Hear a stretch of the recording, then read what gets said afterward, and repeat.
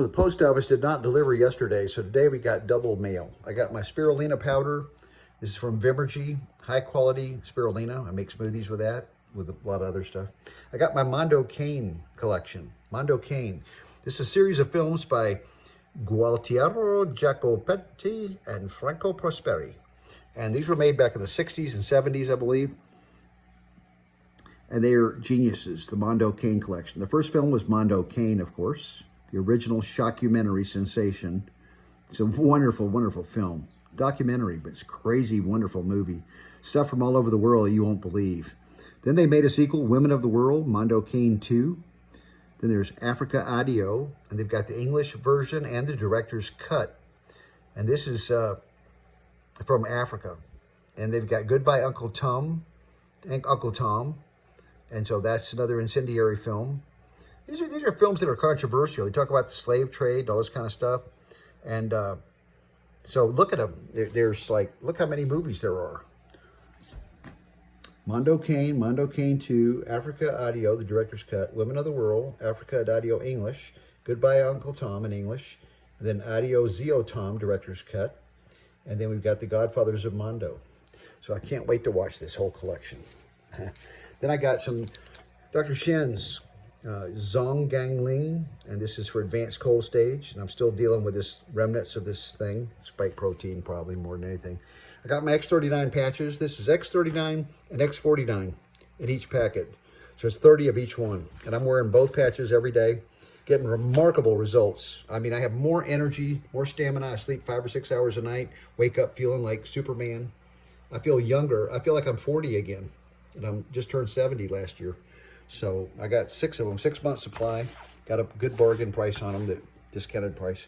I got The Hard 8. This is Paul T. Anderson, one of my favorite directors. The Hard 8 is a really gritty film.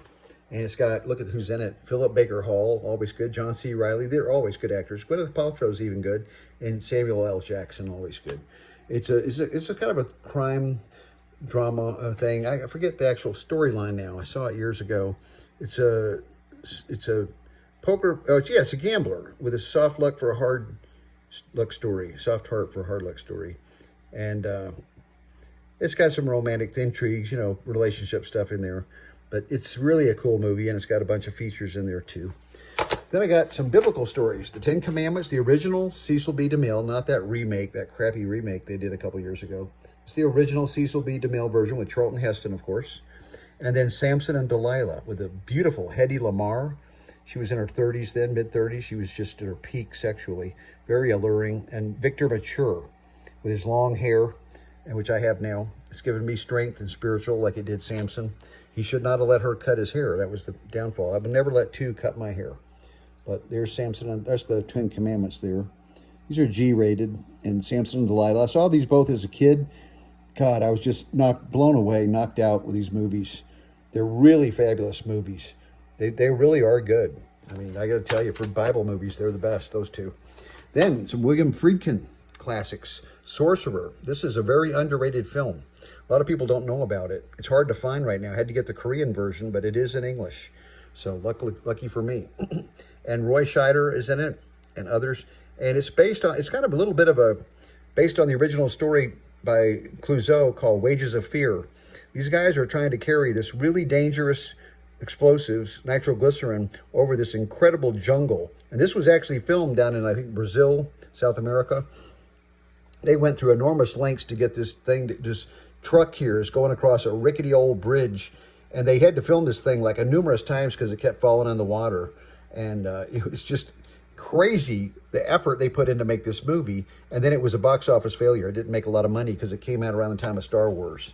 So just because it didn't make a lot of money at the box office doesn't mean it's not a great film. It's a great film. And here's one I've never seen, but I'm really looking forward to this. Cruising with Al Pacino. It's also got Paul Sorvino, who's wonderful, and Karen Allen. And William Friedkin is one of the all-time best directors. And Cruising is about gays in the 80s, before pre-AIDS. This is when they were really loose in the bars, and it's really, really graphic. They say this is more graphic in some ways than some gay porn movies. Now, why would a gay thing interest me? Well, because it's the underworld. It's the dark, seedy part of New York. and there was a murder of a gay person, and the cops are trying to fix it up, solve the murder mystery. So Al Pacino, always good.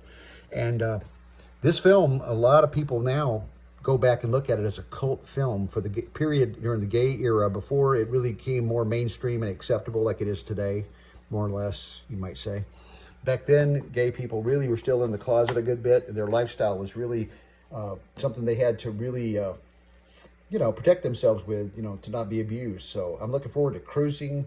I'm going to watch Sorcerer tonight. I'm going to go watch that in a few minutes. I can't wait to see Sorcerer again. I've seen it a long time ago. And Ten Commandments, I'll watch that with 2. This one I want to watch with 2 especially. Victor Mature and Samson story. And then, of course, The Heartache, a classic drama. And got my patches going. I'm just so excited to have all these goods coming my way because I can afford it. And I love being retired and enjoying it. Oh, so there you go.